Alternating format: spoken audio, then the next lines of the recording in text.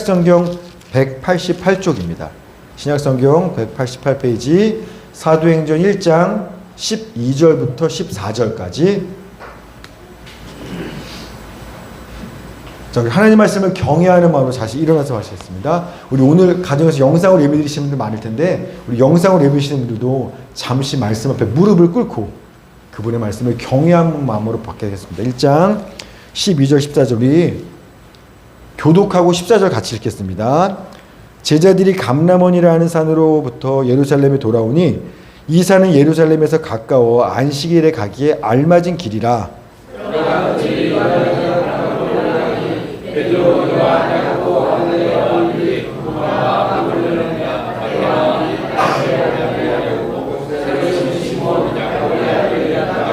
같이 읽읍시다. 여자들과 예수의 어머니 마리아와 예수의 아우들과 더불어 마음을 같이하여 오로지 기도에 힘쓰더라. 아멘. 하나님, 이 시간 생명과 진리 되신 주의 말씀을 듣습니다.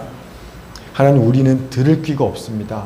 순종할 마음도 연약합니다. 그러나 성령께서 오늘 듣는 말씀 가운데 역사하시고 우리 마음을 활짝 여셔서 주의 말씀을 달게 듣게 하여 주시옵시고 그 말씀에 믿음으로 대가를 치르면서 순종할 수 있도록 힘을 더하여 주시옵소서. 주여 말씀하소서.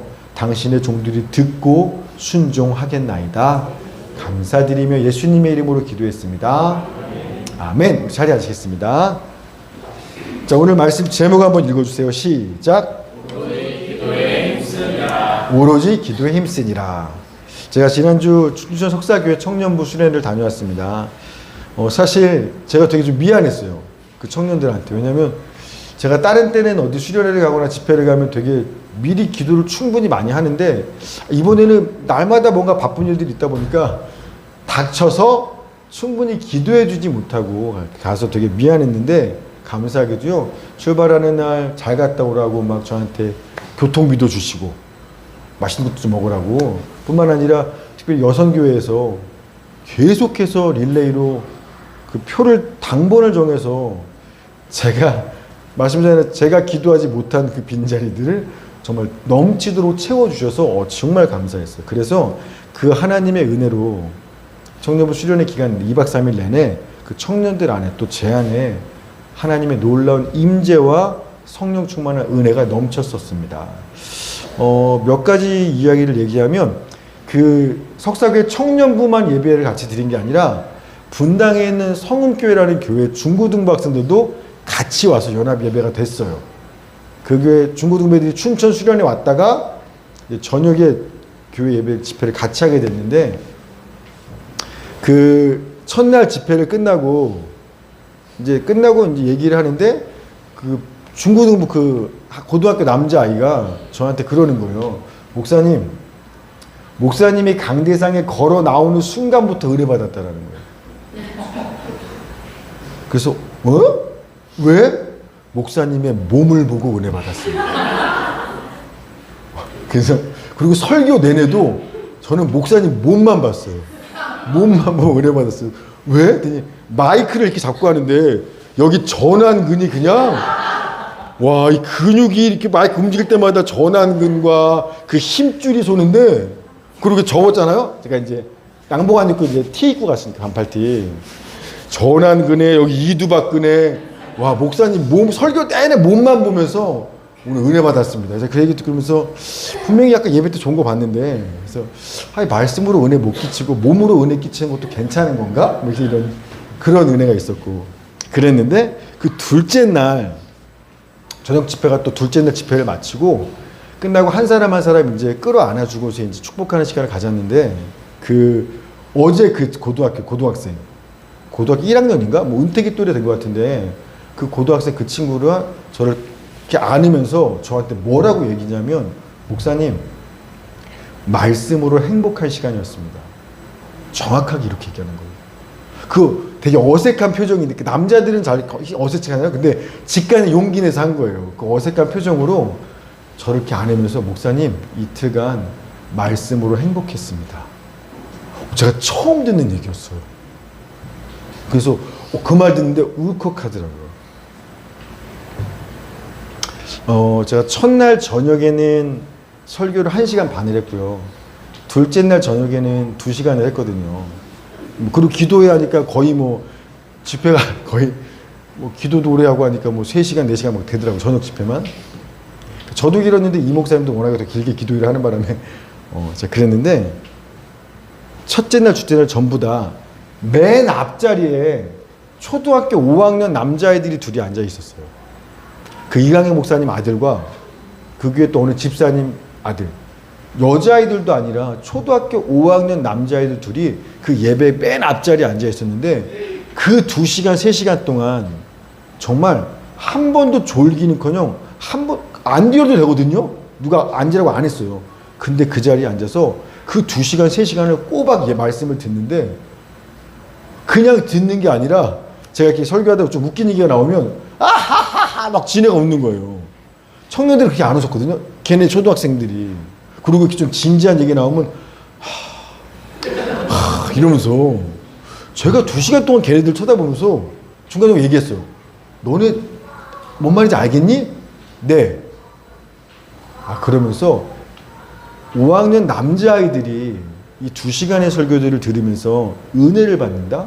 같이 울고 웃으면서 이거 우리 교회 식구들이 쉬지 않고 2박 3일 동안 릴레이로 기도해 준 기도 때문에 하나님이 역사하시는 걸 제가 그거 알면서 정말 감사했고 정말 힘이 났었습니다. 그래서 진심으로 기도해 주신 여러분들 정말 감사하고 앞으로 또 어디를 가더라도 계속해서 기도해 주시기 바랍니다. 자, 오늘은 그 청년들과 함께 나누었던 말씀을 조금 업그레이드해서 우리 교회는 좀 더 업그레이드 돼야 되겠죠? 남의 교회는 그냥 그렇게 해도 좀 업그레이드해서 함께 나누고자 합니다. 석사교 청년부 수련의 주제가요. Stay in the church. 그래서 교회에 머물러라. 그래서 머물라가 이 말씀의 주제 핵심이었고요. 그 주제 성경 구절이 누가복음 24장 29절입니다. 읽어주세요. 자, 시작.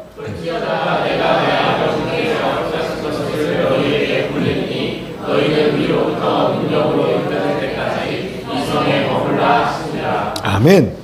이제 곧 하늘로 승천하신 예수님께서 남아있는 제자들한테 이 성, 예루살렘 성을 떠나지 말고 머물러 있어 라고 하시는 거예요. 왜냐하면 하나님 아버지께서 너에게 약속하신 것을 보내줄 테니까 그거 받을 때까지 어디 가지 말고 여기 머물러 있어. 하나님이 약속하신 게 뭐예요? 보내주기로? 성령님이죠. 성령님. 그래서 너희가 성령을 받아야 하면 즉 그래야만 위로부터 능력으로 덧입게 될 테니까 그 능력, 성령 받을 때까지 딴 데 가지 말고 예루살렘 성에 머물라라고 하시는 겁니다.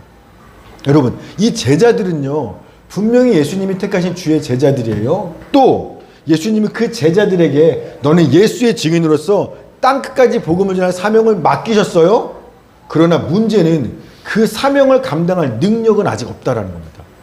제자도 맡고 사명도 받았지만 그 사명을 감당할 능력을 아직 있지는 않는 거예요. 그래서 주님은 사명만 주실 뿐만 아니라 너희가 그 땅까지 복음 전하는 사명을 감당할 수 있도록 능력도 줄 테니까 그 능력 받을 때까지는 여기 머물러 있어 라고 말씀하시는 겁니다. 우리도 마찬가지예요. 우리는요 예수 믿고 구원받은 하나님의 자녀가 된 거 맞아요. 따라서 이제는 하나님의 자녀답게 살아야 되는 겁니다.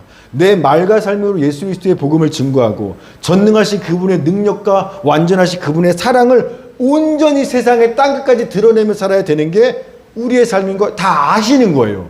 그러나 문제는 뭐예요? 능력이 없다라는 거예요.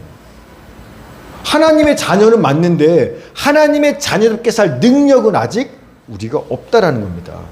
그래서 이 석사교회 청년들이 이번 수련회 하면 보통 다른 지역으로 가잖아요. 산 좋고 물 좋은 곳으로. 아니, 이 말씀 그대로 다른 지역 가지 말자. 2박 3일 내만에 stay in the church. 교회에 머물면서 위로부터 능력받아 성령 충만함을 받아서 정말 주의 제자와 청년다운 삶을 한번 살아보자. 그런 각오로 이번 수련회를 교회 안에서 머물면서 했던 겁니다. 여러분, 근데 보세요. 제자들은요, 그래서 예수님 말씀대로 약속하신 성령을 기다리면서 예루살렘 성 안에 머물렀어요. 근데 그 성령을 받을 때까지, 성령을 보내주실 때까지 머물면서 뭐 하면서 머물렀죠가 중요해요. 그냥 머문데 언제 보내줄 거야? 넷플릭스 테레비 보다가 친구들하고 수다 떨다가 게임하다가 올라 안 오나 이렇게 머물면서 그러지 않았다. 딴짓하면서 머물면서 그러지 않았다라는 겁니다. 그럼 머물면서 뭐 했어요, 이 제자들이? 기도했다라는 거예요. 기도했다라는 겁니다. 자, 사도행전 1장 14절 시작.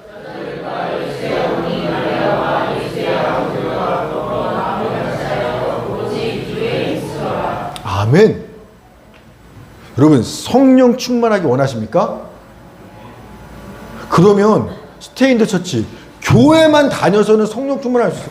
교회에 머물고 10년, 20년 신앙생활 하셔도요, 교회만 왔다 갔다 했다고 성령 충만해지는 거 아닙니다. 교회에 머물면서 뭐 하면서 머물어야 돼요? 기도하면서. 여러분, 기독교 신앙이라는 건 예수님의 말씀 그대로 실제로 내가 살아가는 게 기독교 신앙이에요. 근데 문제는요, 요즘처럼 하나님의 말씀이 홍수처럼 넘치는 시대는 없었어요. 여러분, 성경책 없는 사람 없죠? 2000년 기독교 역사에 각자 자기 성경 하나님 말씀을 갖고 있는 시대는요, 불과 100년도 안 됐어요. 우리나라 100년이 뭐예요? 하나님 말씀을 내가 언제든 갖고 있는 건 2000년 동안 얼마 안 됐어요. 뿐만 아니라 인터넷에서 정말 훌륭한 목사님들의 정말 놀라운 말씀들 어마어마해요. 전에도 얘기했지만 저희 신대원 신학대학원 대학교 수업 강의까지도 인터넷에 있어요. 목사가 되는 신학교 수업까지도 인터넷으로 들을 수 있어요. 책은 얼마나 많아요. 하나님의 말씀을 내가 알려면요, 정말 끝도 없이 알 수 있게 이렇게 말씀이 홍수 같은 시대는 없었어요. 그러나 문제는 뭐냐면 2000년 역사 동안 지금처럼 하나님 말씀이 넘쳐나던 시대는 없었는데 2000년 역사 동안 지금처럼 진짜 그 말씀대로 예수님답게 살아가는 성도는 없던 시대는 없었다라는 거예요. 교회가 이렇게 많은데, 말씀은 이렇게 많은데 그 말씀 그대로 살아내는, 누가 봐도 저 사람은 예수님 같아, 그런 진짜 크리스찬을 찾아보기가 지금처럼 드문 시대는 없었다라는 겁니다. 왜 그럴까요? 뭐가 문제예요? 능력을 어떻게 해야 받아요? 기도해야 받잖아요. 요즘처럼 기도하지 않는 크리스찬들이 있던 시대가 없었어요. 말씀은 넘치는데, 설교는 넘쳐나고 엄청난데 기도가 아니니까. 그 말씀대로 실제 살아갈 능력을 공급받기 위해선 기도해야 되는데, 기도하지 않으니 능력이 없으니까 머리로 말씀은 다 알아요. 실제로 살아내는 사람들은 없는 거예요. 그리고 말씀과 기도는 제가 오른발 왼발이라고 했죠. 말씀 기도. 또 페라리 340km를 달리는 능력 좋은 자동차가 말씀이라면 기름이 기도예요. 근데 이 시대는요, 예수 믿고 구원받아서 설교 하도 많이 들으니까, 심지어 평생, 옛날 어르신들은요 평생 한 교회에서 한 목사님 설교만 들어요. 태어나면서 죽을 때까지. 지금 여러분들은 어때요? 정말 어마어마하게 훌륭하고 은혜로운 목사님들 설교 말씀 엄청나게 들어요.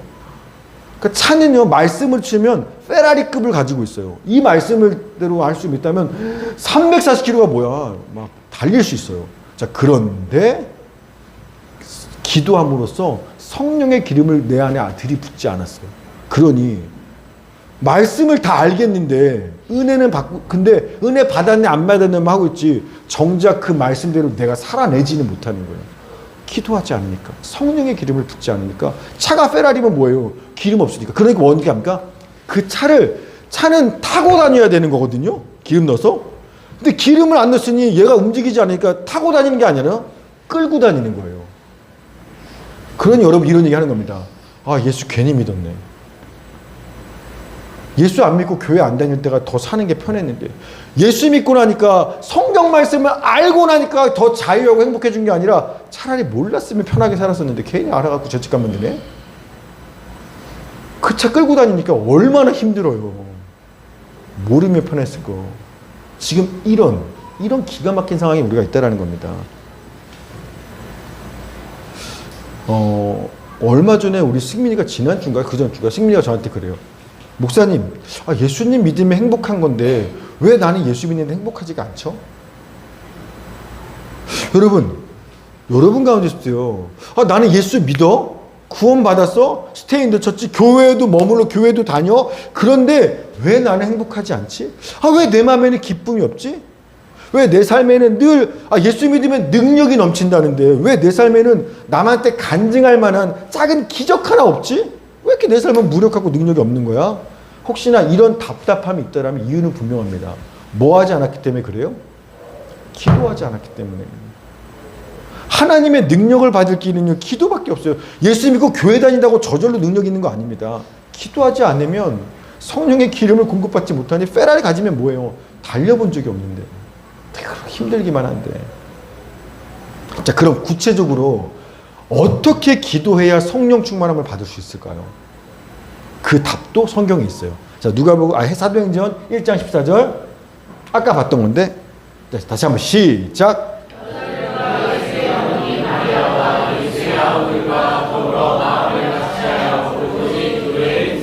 아멘. 자, 기도해야 되는데 어떻게 기도해야 된다고요? 오로지 기도에 힘쓰더라. 오로지. 프로스칼테로라는 말인데 오로지라는 게 뭐냐면 그것에만 몰두해서 전념해서 다른 거 제쳐두고 끈질기게, 이런 뜻이에요. 오로지라는 뜻이. 여러분, 마가의 다락방에서 지금 제자들이 기도하고 있었잖아요. 성령을 기다리면서. 그들이요, 친구들하고 수다 떨다가 야, 기도할까? 또 밥 먹다가 뭐 기도할까? 텔레비 보다가 기도할까? 이렇게 기도하지 않았다라는 거예요. 시간 나면 대충 성령님 보내주세요 기도하다가 뭐 안 보내주시면 말고요, 잠깐만 딴 거 좀 하다 올게요, 이런 식으로 기도하지 않았다라는 거예요.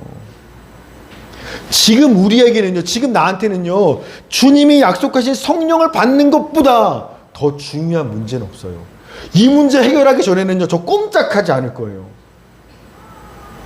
성령을 내게 보내주옵소서. 이걸 놓고 오로지 전념해서 몰두해서 계속해서 그거 받을 때까지 오로지 그것에만 기도에 전념했다라는 겁니다. 그렇게 기도하셨다라는 거예요. 여러분, 세월호 사건이 있었을 때 세월호가 뒤집혔잖아요. 그때 그 항구 이름을 까먹었네. 그 항구가 뭐였죠? 세월호 팽목항. 그 항구에서 그 뉴스 보셨죠? 카메라에서. 거기서 그 유가족들, 그 부모들, 그 팽목항 부둣가에서 뭐 하고 있어요? 그 부모님들의 머릿속에 생각은요, 정말 한 가지밖에 없어요. 하나님, 내 아들, 딸 살아있게 해주세요. 제발 살아서 살아나올 수 있게. 밤낮 없이 하루 종일 그들의 머릿속에, 가슴속에는 한 가지 소원밖에 없어요. 그거 바라보면서 그것만 기다려요. 내 아들, 딸 살아나오게 해달라고. 이게 뭔지 압니까? 이게 오로지 기도하느라요. 오로지.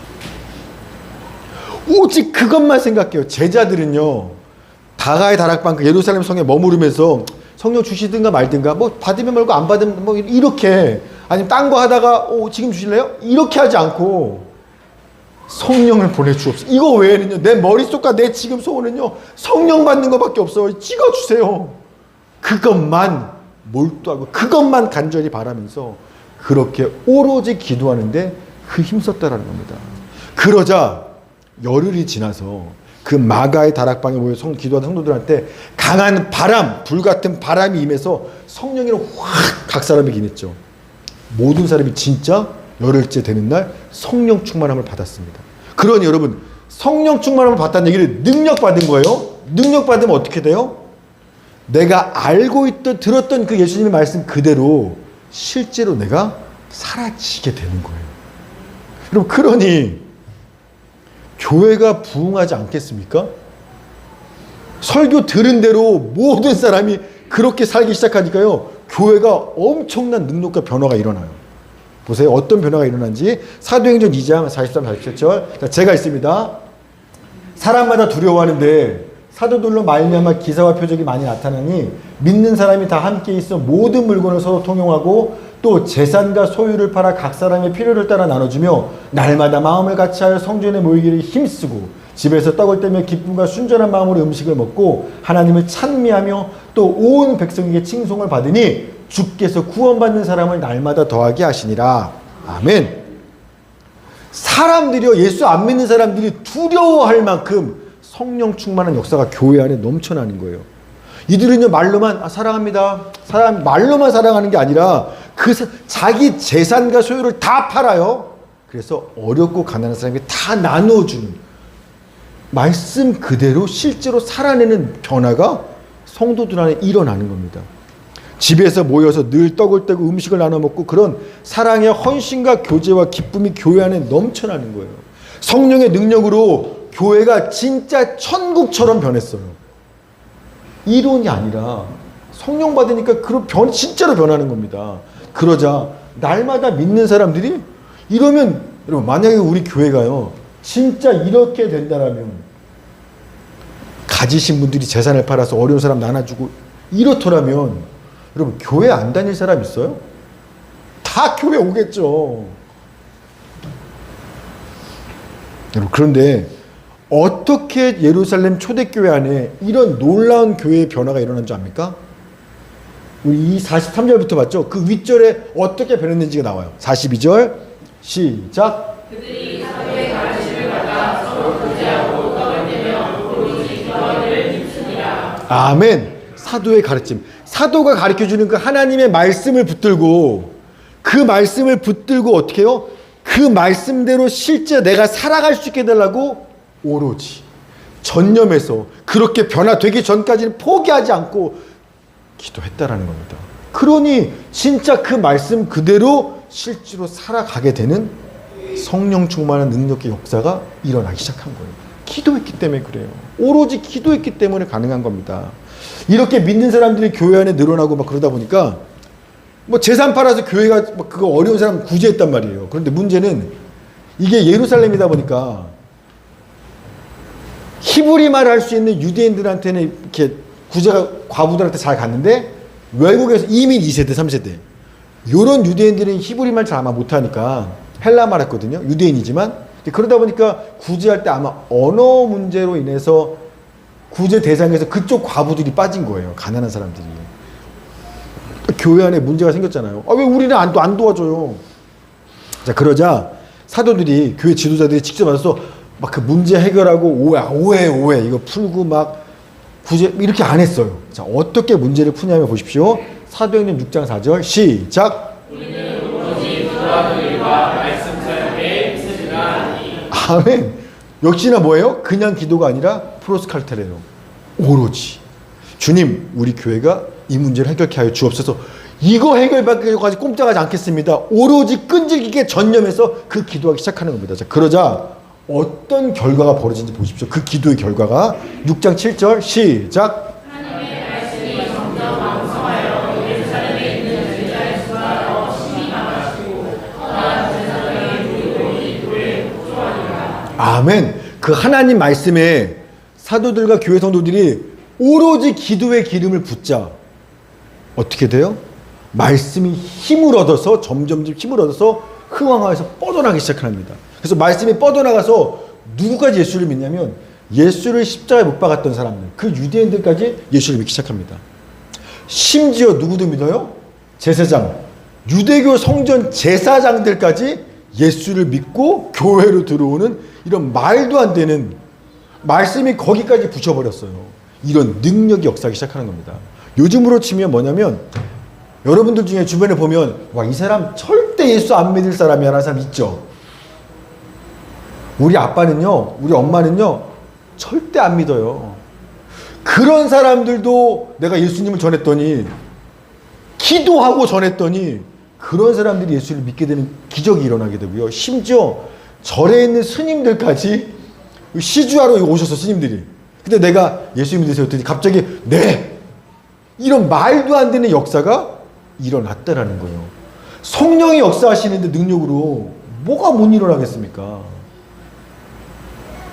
말씀을 붙잡고 오로지 기도할 때요. 이런 말도 안 되는 초상수적인 능력의 역사들이 성령 충만한 은혜가 일어난다라는 걸 성경이 말씀하고 있는 겁니다. 예수님께서 기도하러 산에 올라가셨어요. 땅엔 제자들만 있었는데 한 사람이 귀신 들린 아들을 데리고 와서 제자들 내 아들 좀 고쳐줘요. 근데 못 고치죠.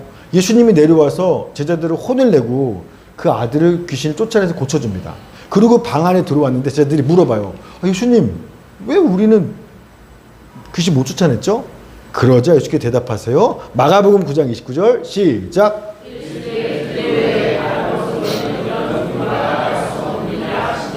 아멘. 여러분 제자들은요 예수 믿는 사람이 안 믿는 사람이에요? 예수 믿는 사람이에요.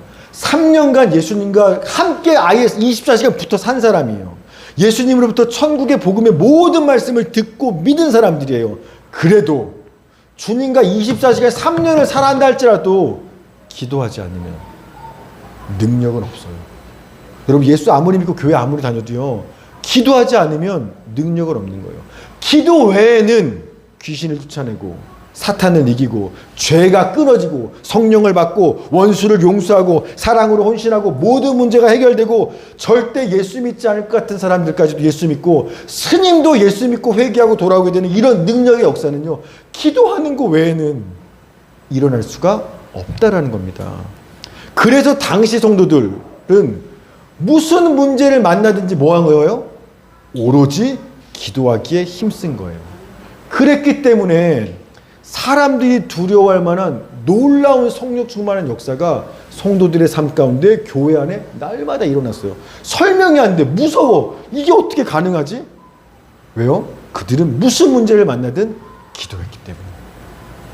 어떤 목사님이 자신도 목사고 자기 아버지도 목사예요. 그런데 내가 아빠 목회할 때 봤던 성도님들하고 내가 지금 목회하는 성도님들하고 성도님들의 차이점이 정확하게 하나 있다는 겁니다.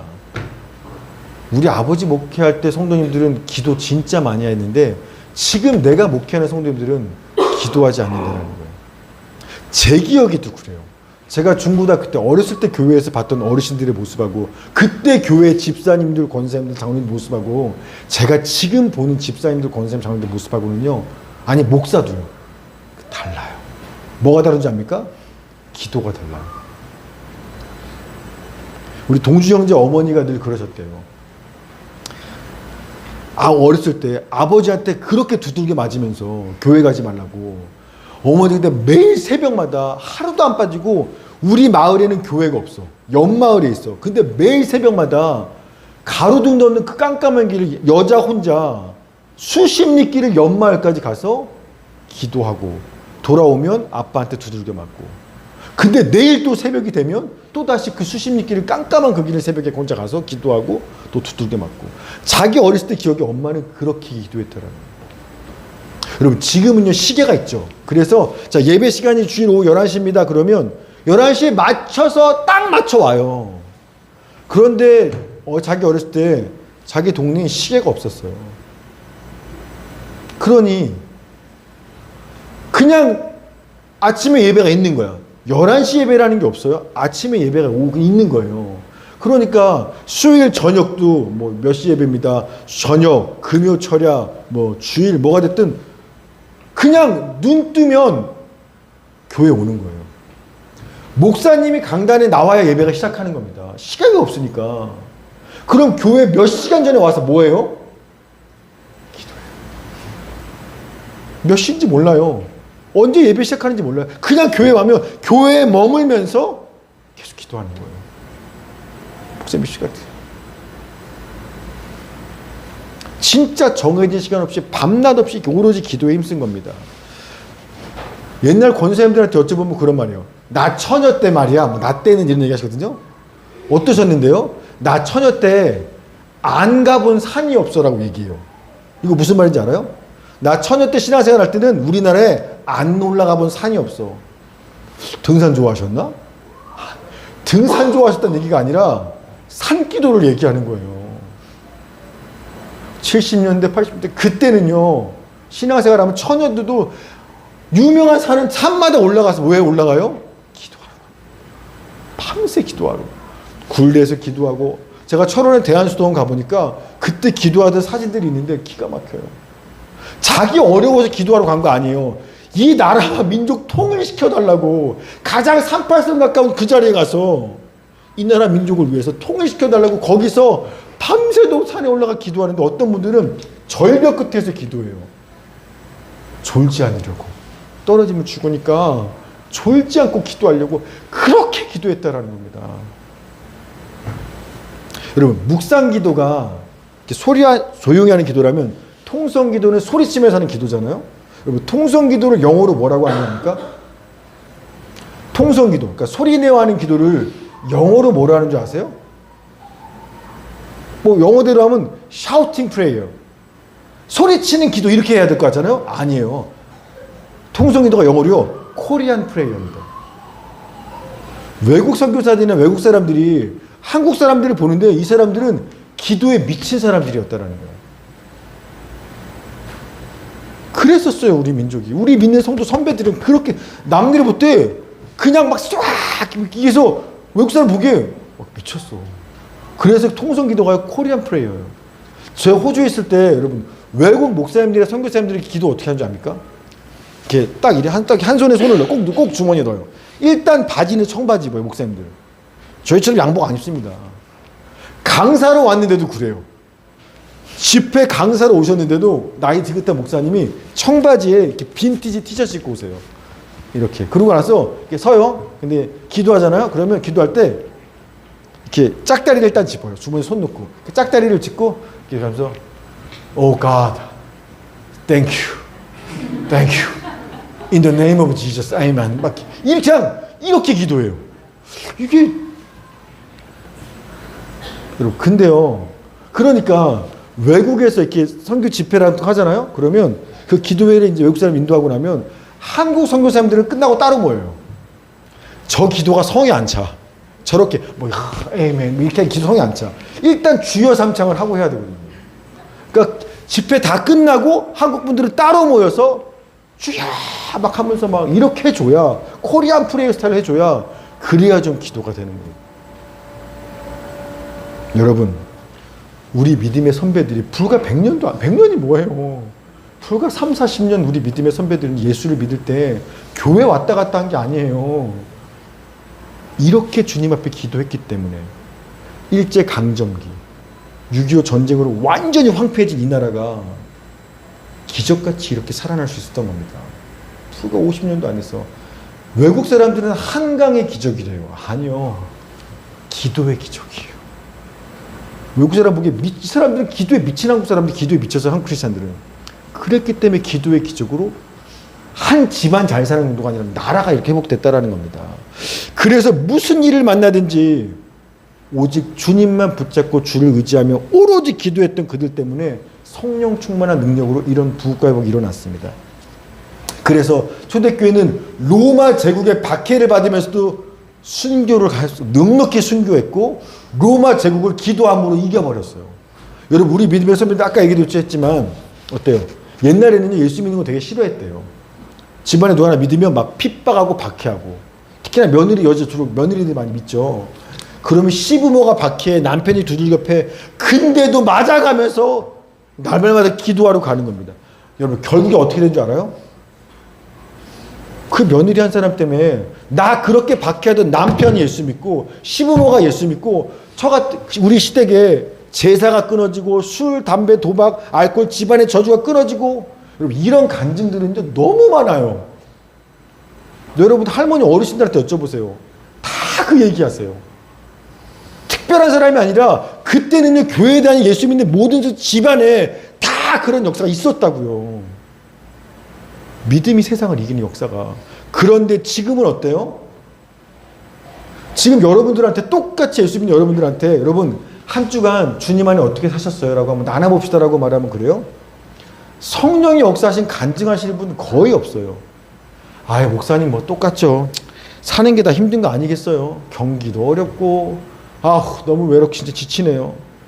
그래서 스트레스 너무 쌓여서 여행 좀 갔다 오려고요. 사는 게 힘들어서. 너무 요새 스트레스 받는 게 많아서 우울증 걸렸어요. 병원 다녀요 요새. 세상을 이기고 변화시키기는커녕 여전히 세상과 죄의 종이 되어서 술을 못 끊겠어요. 도박도 못 끊겠고요. 담배도 못 끊겠고 아직도 영상만 보고 게임만 하고 앉아 있어요. 이게 왜 끊어지지가 않을까요? 예수 믿는데 교회를 그렇게 오래 다녔는데 수십 년째 그 얘기만 하고 앉아 있어요. 아니 똑같은 예수를 믿고 똑같은 성령을 받고 똑같은 교회를 다니는데 왜 이런 차이가 나요? 불과 20, 30년 만에? 기도하지 않아서 그래요. 기도하지 않았어. 우리는 믿음의 선배들만큼 오로지 그렇게 기도하지 않기 때문에 그래요. 루터가 종교개혁주 루터가 이런 말 했습니다. 매일 새벽에 2시간을 기도하지 않으면 그날의 승리는 마귀에게 돌아갈 것이다. 내가 루터라도 기도하지 않았다. 그럼 오늘 이기는 건 내가 아니라 마귀가 된다고 얘기하는 거예요. 여러분 2000년 기독교 역사 가운데 성령 충만한 하나님의 능력으로 살았던 우리가 그런 능력 있게 살았던 믿음의 선배들 가운데 기도에 대해서 한마디도 안 한 사람은요 한 명도 없어요. 자 보세요. 조지 뮬러. 무릎으로 인생의 싸움을 싸우는 걸 배우지 못한 사람은 아직 기독교 신앙의 ABC도 모르는 사람이다.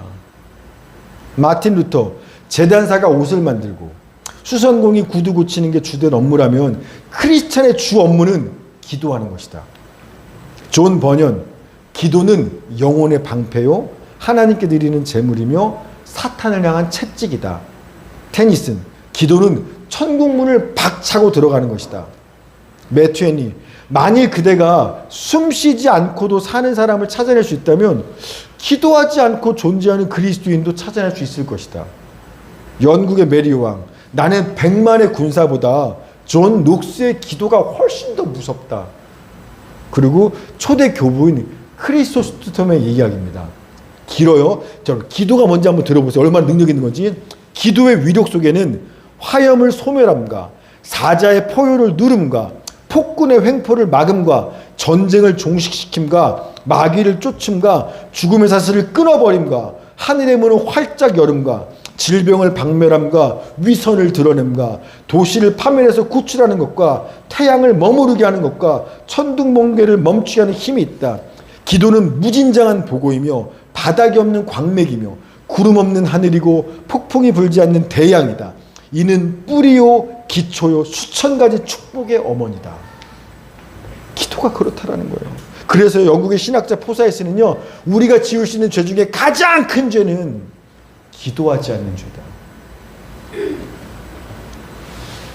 따라서 기도는 우리를 향한 하나님의 절대 명령일 뿐만 아니라 우리에게 베풀으신 가장 큰 은혜요. 세상을 이기는 하나님의 능력이 바로 기도라는 겁니다. 따라서 제가 확실하게 말하건대 여러분이 예수 믿고 교회 왔다 갔다 하는데도 불구하고 삶이 늘 안 믿는 사람 똑같아요. 행복하지 않고 힘이 없고 늘 무너져요. 이유는 분명합니다. 기도하지 않아서 그래요.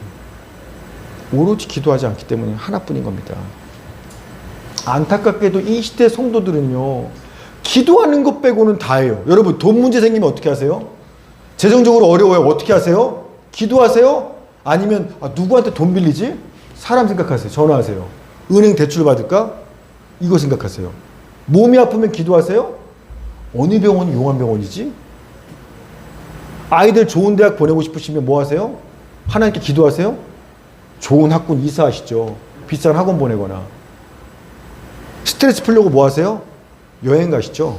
아니면 맛집 찾아가시거나. 심지어 교회 부흥을 위해서도요, 기도하는 것 빼고 다 해요. 온갖 프로그램 갔다가. 여러분, 과거에는요, 무슨 일을 만나든지 오로지 기도하는 데 힘썼어요. 근데 지금은요, 다들 너무 똑똑해요. 여유로워요. 기도하는 거 말고도 그거 해결할 만한 방법들이 있어요. 그러니 기도하지 않고 기도만 빼고 다 해요. 여러분, 그렇기 때문에 똑같은 예수 믿고 똑같이 성령 받고 똑같이 교회 다니지만 우리는요, 불과 20년 전 믿음의 선배들과 전혀 다른 신앙생활을 지금 이렇게 무능하고 무력한 삶을 살고 있다는 겁니다. 지난주인가요? 그 십자선교회 사모님이 이제 통화를 하는데 저한테 간증하시는 거예요. 목사님, 제가요, 오랫동안 두통이 아팠어요. 수년 동안. 그래서 병원에 가서 막 MRI 찍고 CT 찍었더니 머리에 실제로 이렇게 하얀 부분이 있어요. 그래서 이 혈액이 잘 공급이 안 된다는 겁니다. 이것 때문에 그런 거라고 병원에서 이야기했어요. 그때부터 2년 동안 병원에서 주는 진짜 그 약들을 다 먹었대요. 뭐 이거 약, 피가 잘 돌게 하는 약, 또 소화제, 모든 것들을. 그런데 약을 2년을 먹었는데도 별로 차도가 없고, 뿐만 아니라 그 약을 먹으면 자꾸만 기분이 안 좋아진대. 우울해지고 이렇게 무기력해진대, 사람이. 그래서 약을 좀 그만 먹어야 되나? 근데 안 먹을 수는 없고 계속 그 상태인 겁니다. 먹어도 안 낫는 걸 계속 기분만 나빠지니까 이러고 있는 상태인데 누가 소개해 준 거예요. 사모님, 와, 기가 막힌 신경외과 있어. 강원도 원주에 어떤 병원이 있는데 그 원장님이 신경외과 쪽으로 와, 전문가예요. 그 얘기를 듣고 이 안산에서부터 큰맘 먹고 강원도 원주까지 그 병원과 의사를 찾아갔습니다. 여기서 찍었던 MRI, CT 사진 다 들고 병원 그 자기 약 먹는 약 다 챙겨서 강원도 원주까지 갔어요. 그래서 가면 그분은 날 고쳐줄 수 있겠지. 그래서 근데 갔더니 좀 나이가 지긋한 의사 선생님이라는 겁니다. 근데 자기가 차트랑 뭐랑 다 들고 왔는데 CT 결과지랑 이걸 보지를 않더라는 겁니다. 안 보고서 자기한테 뭐라고 말하냐면 사모님이라고 하셨죠? 그랬더니 네, 안산에서 뭐 목회하고 있는 교회 사모입니다. 사모님, 꼭 병 나으셔야겠어요? 그게 첫 마디 질문이었대요. 사모님, 꼭 병 나으셔야겠어요? 사모님이 생각지도 못, 어디가 아파요? 물어볼 줄 알았는데 꼭 병이 나으겠어요? 라고 물어보는 바람에 당황해서 아니, 아파서 생활이 안 되니까요. 너무 괴로우니까 병 낫고 싶죠. 나아야죠. 그러자 그 선생님이 병 나으시면 뭐 하시려고요? 무슨 큰일을 하셔야 되시기에 병 나으면 무슨 일 하시려고 병이 나으셔야 된다는 거예요? 다시 반문하더라는 겁니다. 그리고는요, 사모님, 교회 다니시고 예수 믿으시니까 고난과 고통이 축복이란 말 못 들어보셨습니까? 예수님께서 사모님 두통 없게 병 낫게 해주시고 안 아프게 하시려고 그러려고 예수님께서 십자가에 못 박아 죽으셨나요? 주님은 우리를 위해 고통받으셨는데 왜 나는 아프면 안 된다고 생각하시는 거죠? 왜 그분이 날 고쳐주셔야만 한다고 생각하시는 거죠? 사모님, 병 고치고 검사 받는데 비싼 돈을 거기다 그렇게 쓰시지 마시고 저기 아프리카에 지금 굶어 죽어가는 그 아이들을 살리는 하나님의 일에 차라리 그 돈 쓰세요. 목사가 하는 말이 아니라 사모한테 의사가 하는 말이에요. 그래서 사모님이 얘기했대요. 전에 다른 병 갔던 그 의사 선생님이 지금 내 상태가 심각해서 약 챙겨 먹지 않으면 뇌졸중에 중풍에 뭐 심근경색까지 올 수 있어요. 위험한 상태니까 꼭 약 먹으라고 했다고. 그러자 그 의사 선생님 말, 사모님, 전문가 말 듣지 말고 예수님 말씀 들으셔야죠. 저도 의사예요. 저도 그 분야 전문가인데 제가 고치겠다 했던 수술한 사람이 2사람이나 죽었어요.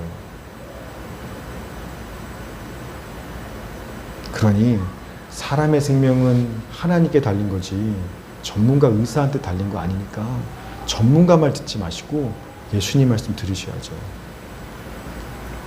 그러고서 그냥 오신 거예요.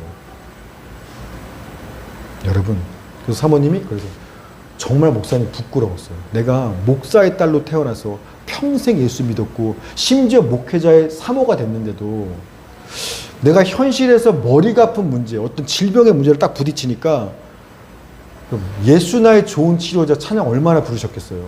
예수 나의 좋은 치료자. 주님 한 분이면 충분합니다. 얼마나 입으로 외쳤어요. 그런데 딱 아파요? 그러면 주님 외에, 기도 외에 다른 건 없다고 생각하고 그 좋은 치료 대신 하나님께 오로지 기도하는 데 힘쓰는 게 아니라, 그러니까 주님께 나를 맡기는 게 아니라 이 병 고쳐보겠다고 어느 병원 용하대? 어느 의사가 잘 고친대? 사방을 찾아다니면서 나 좀 고쳐달라고 시키는 거 뭐든 하겠다고 약을 주든가 뭐 금식하라 말하든가. 내가 그렇게 살았던 것들에 대해서 지금 너무 부끄럽고 후회가 된다고. 먹어도 못 고쳤는데 어차피 2년을 먹어도 안 나아졌는데 내가 너무 예수 믿었다는 것에 부끄럽고 속상하고 주님께 죄송하고 부끄럽다고 이제는 진짜 기도하시겠다고 얘기하시더라고요. 여러분, 제가 지금 이 얘기하는 건 병원도 필요 없고 약 먹는 것도 필요 없고 기도만 하면 다 병 낫는다? 그 얘기하는 게 아니에요. 여러분 지금 여러분이 갖고 있는 그 어쩔 수 없는 그 문제, 아, 나 요새 이것 때문에 힘들어, 이거 해결돼야 되는데, 여러분 어떻게 그 문제 만났을 때 기도하시냐고 물어보시는 거예요. 이 문제에 나는 답이 없지만 전능하신 그분은 얼마든지 능력을 고칠 수 있다고 믿는 믿음을 가지고 그 기도와 오로지 기도함으로써 주님께 그거 맡기면 나아가고 있냐라는 거예요. 여러분 혹시 요즘에 돈 필요하세요? 왜 기도하지 않아요? 왜 기도하지 않고 뭐 어디 가서 대출 받지? 뭐 누구한테 빌려보지? 뭐 핸드폰 소액 결제할까? 왜? 아니 주님 믿는 믿음을 어디다 쓰시려고? 왜 돈 필요할 때 오로지 주님께 기도해 볼 생각은 하지 않고 예수 믿으면서 맨날 그런 생각만 하면서 사는 게 힘드네 어렵네 도와주지도 않고 누가 예수 왜 믿으시는데요? 아버지도 또 뭐 하시려고요? 여러분 그래서 요는 예레미야가 그러죠. 예레미야가 요새 보는 말씀에 이 백성이 입술로는 나를 경외하나 입술로는 나한테 가깝다고 말하나 실제 그들의 마음은 이미 나에게서 멀어. 실제 그들이 자기를 맡기고 의지하고 순종하고 따르고 섬기는 대상은 내가 아니라 저 전문가들 우상이야. 주님이 그래서 그들의 예배를 받지도 않고 통탄하시는 거잖아요. 이 비글 부부라고 유명한 인플루언서를 인터넷 유튜브 하는 친구들이랍니다. 젊은 친구들인데 그 새롭게 써서 간증에 나왔더라고요. 그 남자가 30몇 살인데 이제 하여튼 아이들 키우는 유튜버예요. 그 영상 올리는. 그런데 아내랑 24살 때 결혼하자마자 필리핀에 갔어요. 근데 돈이 없잖아요. 그래서 뭐 집 구하고 뭐 하니까 돈이 진짜 없어요. 그래서 햄버거를 가지고 하나를 사서 반을 쪼개서 반 조각을 아침에 먹고 저녁에 먹고 하루에 햄버거 하나로 두 부부가 그렇게 살다가 빨리 취직해야 되는데 아무리 이력서를 해도 취직이 안 되는 겁니다. 그런데 어느 날 취직이 됐어요. 그래서 당장 먹을 게 없으니까 취직하자마자 그 사장님한테 저 관두지 않을 테니까 한 달치 월급 미리 좀 주시면 안 되겠냐고. 그랬더니 한국 돈으로 180만 원에 한 달치 월급을 미리 갚으러 주더라는 겁니다. 그래서 봉투 받았어요. 받고 집에 와서 늘 기도하듯이 그날 밤에도 기도하는데 갑자기 하나님 마음에 첫 열매 헌금이란 마음이 주더라는 거예요. 율법에 의하면 하나님께서 우리가 받은 첫 월급은요 다 주님께 첫 열매들은 다 주님께 드리는 거예요. 그런데 내가 통장에 돈 좀 있을 때야 새로 직장 구한데 첫 월급 다 내는 거 좋죠. 한 달치. 당장에 먹을 게 없어서 갑을 받았는데 첫 열매 헌금이 생각하니까 숨 막히더라는 거예요. 그리고 그 다음날 수요 예배를 갔는데 그 봉투를 그러니까 진짜 꾸깃꾸깃 될 때까지 도저히 180만 원 헌금 못 하겠다라는 겁니다. 땀에 젖을 때까지. 와이프는 예수 안 믿는 사람이에요. 심지어. 그런데 예배 시간 내내 이거 주면 나 뭐 먹고 살아 당장. 또 가불도 안 되고 막 그 생각인데 예배 끝나자마자 더 있으면 못할 것 같아서 강대상에 던지다시피 하시 그 첫 월급 전체를 던지고 나왔대요. 그랬더니 와이프가 옆에서 막 또 이제 안 믿으시는 분이니까 날 막 하고 근데 자기가 살면서 지금까지 그 다음 월급을 받지 한 달 동안 지금까지 그렇게 풍성하게 한 달 내내 배불리 먹어본 적이 없었다라는 거예요.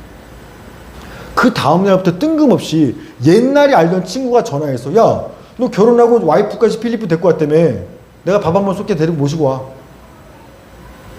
그러더니 어느 목사님이 어느 장로님이 아시는 누가 한 달 내내 뜬금없이 모르는 사람 연락을 해서 그래서 자기 돈으로 먹을 수 없는 매 끼니마다 배 터지게 한 달 내내 풍성하게 먹는 경험을 했다라는 겁니다.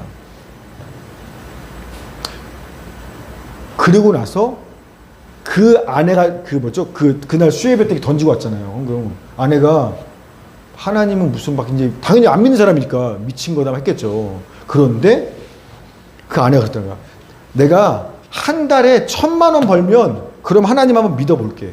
이렇게 비꼬아서 얘기하는 거죠. 안 믿는 사람이니까. 당신 하나님 있다고?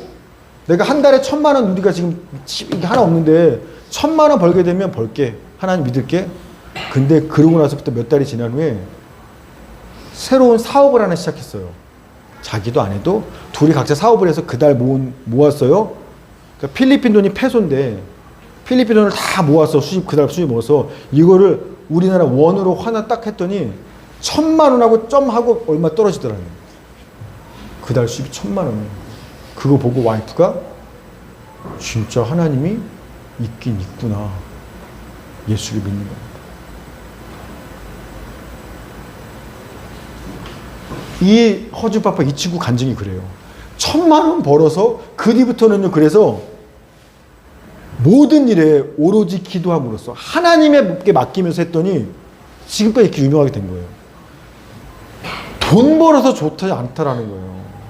잘 먹어서 행복한 게 아니라 하나님은 보이지 않았는데 진짜 나의 하나님은 살아계시는구나.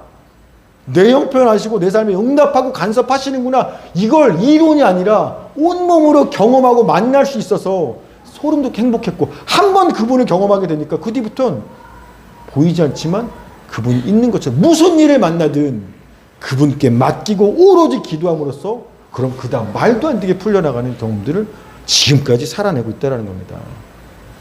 여러분, 왜 이스라엘 백성들이 하나님을 믿어요? 예루살렘 성전에서 날마다 예배 드려요? 그런데 실제로 먹고 사는 현실이라든가 나라에 처한 어려운 구체적인 문제들에 대해서는요, 왜 하나님께 기도하지 않고 우상들을 각 분야 우상을 찾아가서 살려달라고 하는지 압니까? 하나님은 안 보이거든요. 근데 우상은요, 보여요. 하나님은 안 보이는데요. 우상은 보여요. 내가 지금 겪는 문제는 실제적인 보이는 문제예요. 그러니 보이지 않는 하나님께 의지하는 게 아니라 기도하는 게 아니라 이 문제 뭐 무슨 문제, 아픈 문제 해결하려면 눈에 보이는 병원을 의지하고 돈 문제 해결하려면 눈에 보이는 은행을 의지하고 하나님께 기도하기보다 힘 있는 부모님께 의지하고 왜? 보이니까 우상들은 눈에. 그래서 그들이 이런 거예요. 눈에 보이는 우상이 훨씬 더 나를 구원해 줄 수 있고 도와줄 수 있고 힘 있는 것처럼 보이니까 하나님께 기도하는 게 아니라 거기 찾아가는 겁니다. 지금도 마찬가지예요. 하나님이 세상 역사를 주관하십니다. 예수님은 내 안에 계십니다. 성령님이 우리에게 능력 되시고 삶을 인도하십니다라고 머리로는 알아요. 말로는 그렇게 믿어요. 그러나 딱 문제 터지면요. 하나님께 성삼위 하나님께 기도하지 않아요. 왜요? 안 보이니까. 눈에 보이는 저 사람, 그 사람, 여기, 저기, 거기 찾아다니면서 이거 문제 좀 나를 구원해 주세요. 나를 도와주세요. 이거 좀 해결해 주세요. 그리고 그들이 시키는 건 뭐든 합니다. 돈 내세요. 네. 뭐 하지 마세요. 네. 다 해요. 지금 현대판 우상숭배인 겁니다. 이건 예수 믿는 거 아니에요. 여러분, 누가 진짜 예수를 믿는가 하는 건요, 교회 다녔냐? 예배 드렸냐로 알 수 있는 게 아닌 겁니다. 진짜 현실의 문제를 가지고 보이지 않는 하나님을 믿기 때문에 기도했느냐, 오로지 기도함으로 돌파하려고 했느냐. 그래서 하준파파 이 친구 고백처럼 보이지 않지만 진짜 하나님 살아계시다는 걸 정말 경험하느냐. 온몸으로 하나님을 보고 듣고 만지고 경험하느냐. 그게 진짜 예수 믿는 거지. 아무리 교회 다녀도요, 여러분, 실제 현실은 안 믿는 사람과 똑같이 그렇게 우상에게 절하고 사시면 사실 예수 안 믿는 거예요. 그래서 교회 진짜 많잖아요. 우리나라만 해도. 한 건물에서 교회가 3개씩도 있어요. 예수 믿는 사람 얼마나 많아요. 다 예수 믿는데요. 그런데 예수님께서 뭐라고 하신지 압니까? 누가복음 18장 8절 시작. 믿는다고? 나 다시 올 때 믿는 사람 보기 없을 것 같은데. 왜요? 이게 지금 무슨 이야기? 누가복음 18장이 과부와 불의한 재판장 비유예요. 이 과부가 어떤 억울한 현실에 문제가 있어요. 이 문제를 해결하기 위해서 재판장을 찾아가는데 이 재판장이 잘 안 들어줘. 근데도 밤낮 없이 찾아가서 내 문제 좀 해결해 주려고 막 떼를 쓰는 겁니다. 밤이고 낮이고 오로지 살려달라고. 그래서 재판장이 알았다 아우 귀찮아 해줄게. 이 이야기를 하시면서 너네들이 어떤 현실에 문제 있을 때 하나님 앞에 나와서 이렇게 밤낮없이 주님 내 문제 해결해 줘. 주님 기도 외에는 답이 없습니다. 나한테 그렇게 살려달라고 하시는 걸 보고 믿음은 그런 믿음을 내게 보겠느냐? 기도하는 걸 보고요. 믿음이 있다 없다 보시는 거예요. 교회 다니는 거 보고 보시는 게 아니라 실제로 문제를 가지고 기도로 주님께 맡기느냐? 아니면 교회는 다니지만 문제 푸는 건 따로 알아서 다른 우상에게 전화 풀면 돼. 이걸 보고 네가 예수 믿냐 안 믿냐? 기도하느냐 안 하느냐? 이걸로 판단하신다라는 겁니다. 근데 마지막 때는요. 교회 다니는 사람들은 많지만 내가 믿음 보겠느냐? 지금 이 시대가 그렇죠. 기도하는 사람이 없어요. 다 예수 믿는다고 하지만 무슨 문제 터지면 걱정 근심하고 어떻게 자기 방식대로 풀 생각밖에 없습니다. 하나님께 기도하시는 분들이 없어요. 힘들다고 말하는데 왜 기도의 자리는 늘 비어 있어요? 스테이 인 더 처치, 교회에 머물면서 기도하셔야죠. 어려우면. 힘들다면서 왜 기도는 안 하세요? 마지막 때, 지금이 그래서 마지막 때. 사랑하는 여러분, 예수 믿는 건 교회 다니는 게 아니라 주님께 내 삶을 진짜로 의탁하는 겁니다. 제가 마지막 한 가지 이야기만 더 할게요. 지난달에 소천하신 그 이원철 선교사님, 케냐, 그 선교사님 이야기인데 그분의 아들이 어렸을 때 아팠어요. 갑자기 토하고 막 계속해서 배에 무슨 위장병 생긴 줄 알았어요. 근데 점점 애가 심해지는데 선교사님이 이 아이를 케냐에서 병원에 못 데려갔어요. 왜냐하면 병원이 무슬림들이 하는 병원이에요. 다 무슬림이니까. 나는 전지전능하신 하나님의 전하기 위해서 선교사로 여기까지 왔는데 내가 내 아들 병 고치겠다고 무슬림 병원에 가서 맡기면 내가 무슬림들한테 예수님을 전할 수 있어요? 없어요? 그들이 내가 전하는 예수를 믿겠습니까? 하나님은 전지전능하십니다. 그분은 불가능이 없으십니다. 이 복음을 믿겠냐고요, 무슬림들이. 그 선교사가 자기 아들이 무슬림 병원에 고쳐달라고 맡기면 하나님의 이름을 비웃을 거 아닙니까? 그래서 그분이 아들이 아파서 죽어가는데 그 아들을 끌어안고 병원을 못 가는 거예요. 그러면서 내 아들을 고칠 수 있는 분은 하나님밖에 없습니다. 나는 이 문제에 하나님께 오로지 기도하며 맡기겠습니다. 그래서 그 아들을 붙잡고 진짜 오로지 기도하기 시작했습니다. 근데 기도하는데도 병세가 점점 악화돼요. 근데 어느 날 이제 아들 그때만 늘 기도하고 있었는데 갑자기 어느 날 미국 LA의 한 전도사님이 전화가 와요. 선교사님 와서 예배 집회 좀 인도해 주세요. 그래서 갈 형편이 아니었죠. 아들이 아픈데. 근데 기도하는데 하나님이 강권적으로 가. 그래서 가족을 다 데리고 미국으로 갑니다. 아픈 아들을 데리고. 갔는데 거기서 우연히 어떤 젊은 의사를 만나요. 근데 그 의사가 아들을 보던 우연히 만나던 그 의사가 지금 병원 어디 가셔야 되면서 강력하게 강권해서 어느 병원으로. 선교사님은 미국에 병원 안 가려고 했어요. 왜? 돈이 없어서. 아들 고칠 치료비가 없으니까. 그런데 일단 치료받고 돈은 나중에 해보지. 신앙의 양심상 돈 없으면서 병원 가는 게 하나님 양심상 그거 못하겠다는 겁니다. 그래서 이제 안 간다고 한 건데 그 젊은 의사가 꼭 가셔야 된다고. 강권해서 억지로 그 아들을 데리고 미국에 있는 병원에 가요. 그런데요. 가서 검사를 해보니까 위장병인 줄 알았는데 배에 뭔가 문제가 있는 줄 알았는데 머리에 문제였어요. 뇌종양이었어요. 뇌종양이 있었던 겁니다. 그러니까 케냐에서는 거기서 병원 가도 못 발견했거든요. 미국 가서 하니까 이거 뇌 문제입니다. 뇌종양. 그래서 하나님 그때 그걸 깨닫고 감사하셨다라는 거예요. 하나님께서 우리 아들 고치시려고 일부러 케냐에서 미국에 이렇게 끌고 오셨구나 우리를. 확신이 들었어요. 그러고 나서 아들한테 아들 하나님이 우리 고쳐주려고 너 뇌종양이래. 근데 그래서 하나님이 우리 케냐에서 여기 데려오신 것 같아. 그러면서 감사하다고. 그래서 아들 그러면 너 혹시 선교사 안 될래? 선교사 안 될래? 아빠의 뒤를 이어서 그곳에서 케냐 선교사 안 될래? 그랬더니 아들이 흔쾌히 하나님이 고쳐주시면 나 아버지 이어서 거기 자리에 선교사 되었지. 그럼 그 아들 한 동네 졸업해서 지금 컸거든 이미. 지금 진짜로 그 모엘레라는 지역에서 아버지를 이어서 살아가고 있어요. 자, 그렇게. 근데 이후에 알게 된 게 뭐냐면 그 아들, 그 병원에서 자기 아들을 담당했던 담당 의사의 아버지가요, 케냐 의료 선교사예요. 그리고 그 아들 뇌 수술을 집도했던 의사의 아버지가 목사님이세요. 그리고 그 아들의 치료비는 그 병원에서 무료로 해줬어요. 그 모든 수술들을. 그리고 알게 된 게 뭐냐면 그 아들의 증상을 보니까 만약에 이 아들이 케냐에 있는 그 병원을 갔었더라, 급하다고, 심지어 한국에 있는 병원을 왔었더라 할지라도 그러면 죽었을 거라는 겁니다.